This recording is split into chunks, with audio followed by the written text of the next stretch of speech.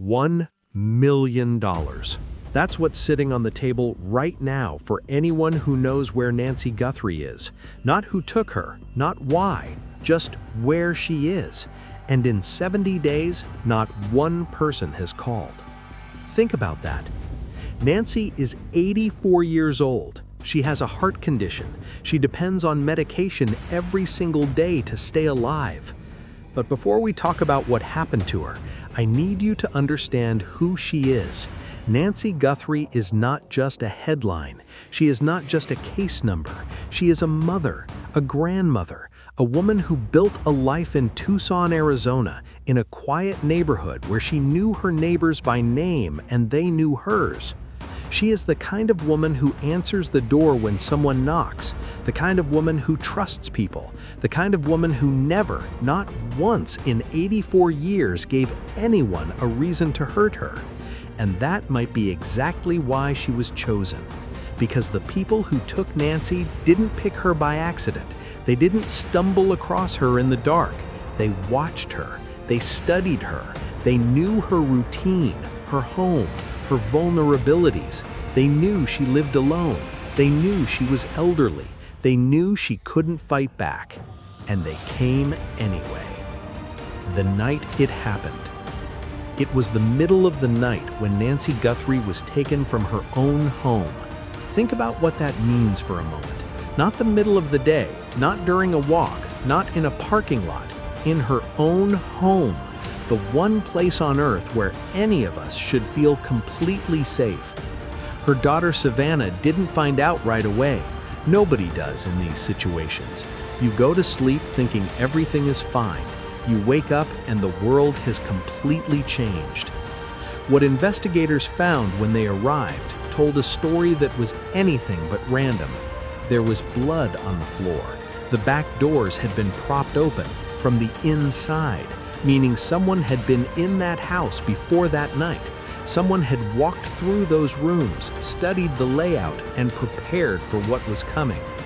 The doorbell camera, the one piece of technology that could have captured everything, had been ripped off the wall, and a Wi-Fi jammer had been used to disable every single camera in the surrounding area. Not just Nancy's camera, every camera on the street. Gone, dark, useless. A neighbor named Aldine Meister told investigators she saw 2 to 3 people that night, not one person acting alone, a group working together, coordinated, moving with purpose. And one masked suspect was caught on a doorbell camera down the street, carrying a full backpack, walking calmly, like someone who had done this before, or at the very least had practiced it enough times that it felt routine. This was not a burglary gone wrong. This was not impulsive. This was planned, down to the minute, by people who had been watching Nancy Guthrie for weeks. The reward. Let me tell you what a mother's desperation looks like in dollar signs. Savannah Guthrie put up $1 million, her own money, for anyone who could bring her mother home. The FBI added $100,000. Then a stranger from Wisconsin, a man named Michael Hupy, who has never met Nancy, who simply saw her face on the news and could not sleep, wrote a personal check for another $100,000. $1.2 million. 70 days of silence. Not one call, not one name, not one whisper. Why no one is talking? Here's what makes me unable to stop thinking about this.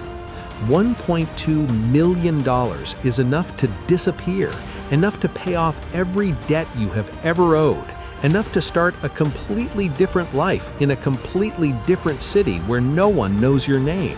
And still, nobody called. When retired FBI Special Agent Maureen O'Connell looked at this case, she said human nature alone should have broken the silence by now. Should have, meaning something stronger than money is keeping people quiet. What is stronger than $1.2 million? Fear. Legal expert Bobby Tagavi broke it down in a way that connects everything.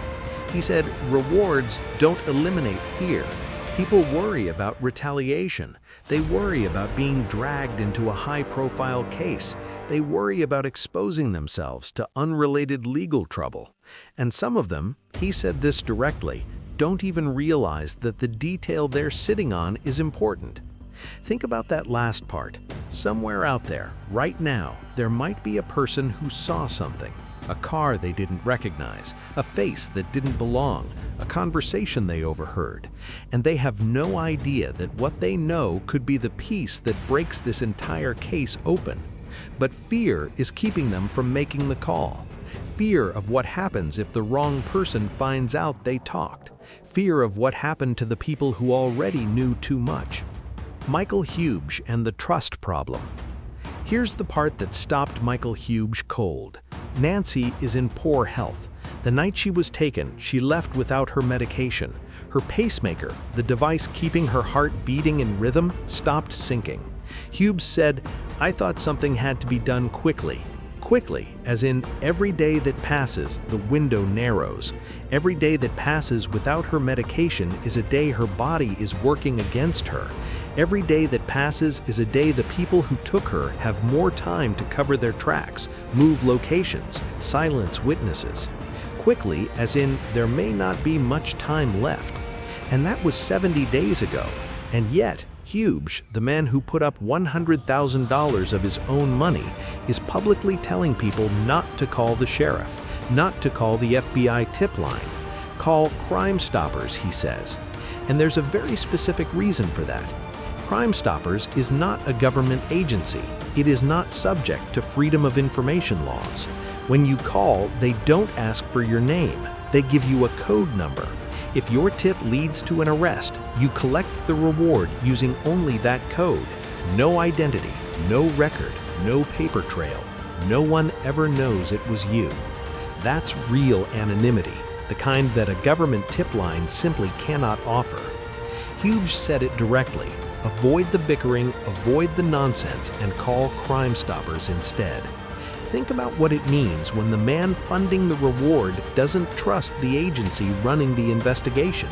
Think about what it says about the state of this case that a private citizen from Wisconsin, someone with no personal connection to Nancy Guthrie, felt compelled to not only donate $100,000 of his own money, but also publicly redirect the public away from official channels. Something is broken here, and Hupy knows it. The reconnaissance. Let me go back to January for a moment, because this detail matters more than people realize. Someone made 3 separate reconnaissance visits to Nancy's home in January. 3 trips, not 1, 3. That means someone drove to her neighborhood, parked, watched, and left, then came back again. 3 times they studied that house. 3 times they watched Nancy's routine. 3 times they mapped out every entrance, every exit, every camera, every potential obstacle. This level of preparation doesn't happen for a random target. This level of preparation happens when someone has a specific reason to want a specific person. When someone has thought about this long enough and careful enough that they're willing to invest weeks of planning into making sure it goes exactly right. Who plans a crime this carefully? Who studies an 84-year-old woman's home for weeks before taking her? And more importantly, why? That question is the one investigators keep coming back to, because the answer to why tells you everything about who. The theories.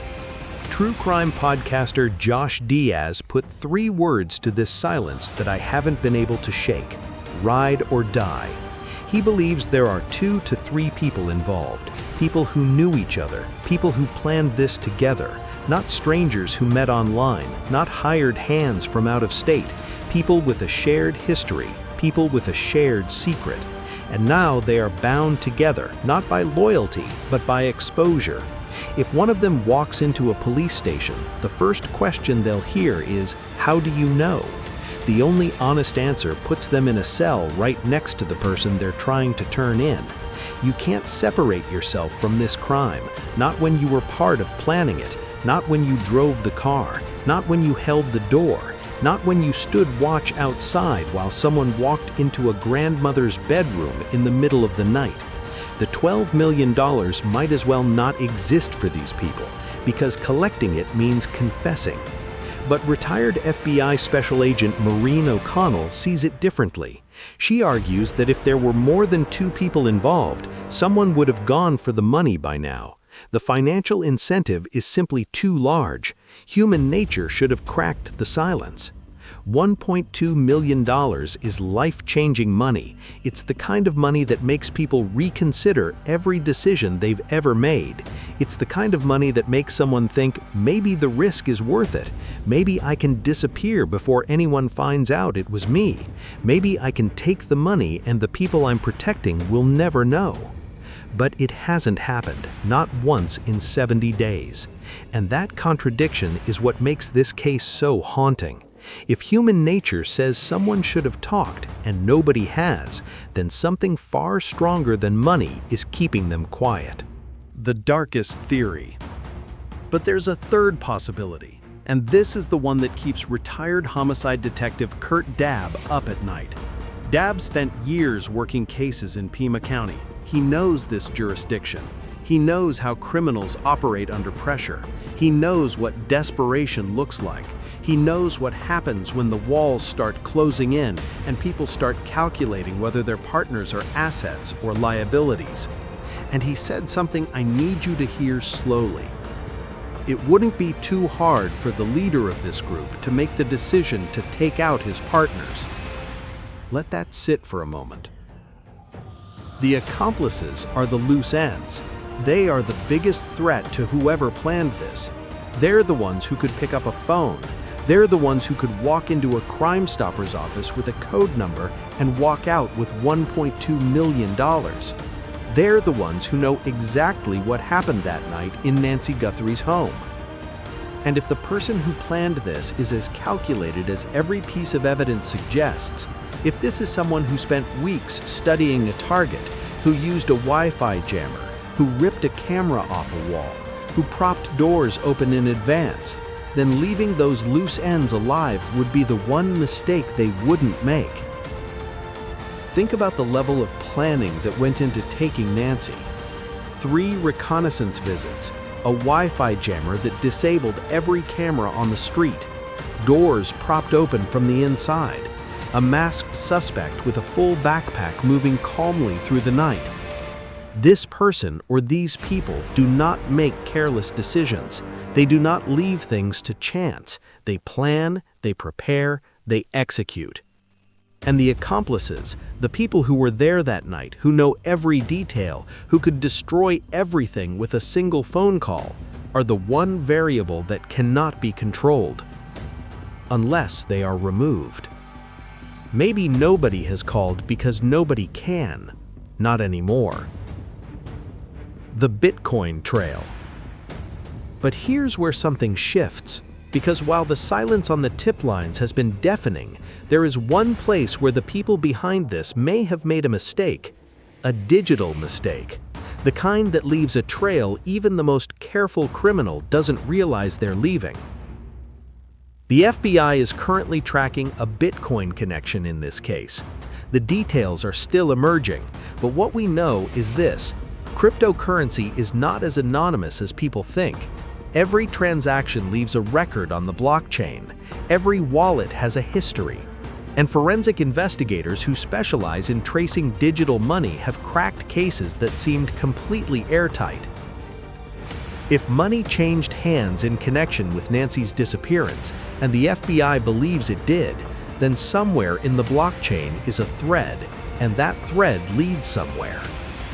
The people who took Nancy may have been careful about cameras, they may have been careful about witnesses, they may have been careful about every physical piece of evidence, but they may not have been careful enough about money. And that might be what finally breaks this case open. Bringing it back to Nancy. There is blood on a floor in Tucson, Arizona.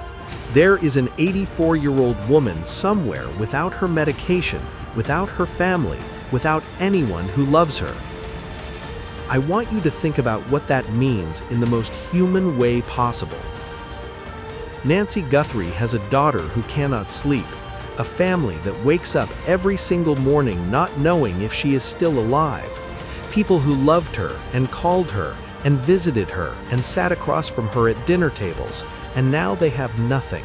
No answers, no closure, no phone call, nothing. Just silence. And on the other side of that silence are people who know, people who made a choice that night, people who looked at an 84-year-old woman who needed medication to keep her heart beating and decided she was worth taking anyway. Those people are somewhere right now living their lives, sleeping in their beds, and they know exactly where Nancy is. $1.2 million is sitting on a table waiting for anyone brave enough or desperate enough to make one phone call. One call. Anonymous, no name, just a code, and nobody ever finds out it was you. 70 days of silence, the kind that doesn't happen by accident. The kind that means someone, somewhere is making a very deliberate choice to stay quiet. The question is whether that choice holds. Because eventually, in every case, in every crime, in every conspiracy built on shared secrets and mutual fear, someone talks. The only question is when, and whether Nancy will still be alive when they do. If you know anything at all, call Crime Stoppers. Anonymous, no name, just a code. The number is in the description. Subscribe if you want to know what happens next. This case is not over.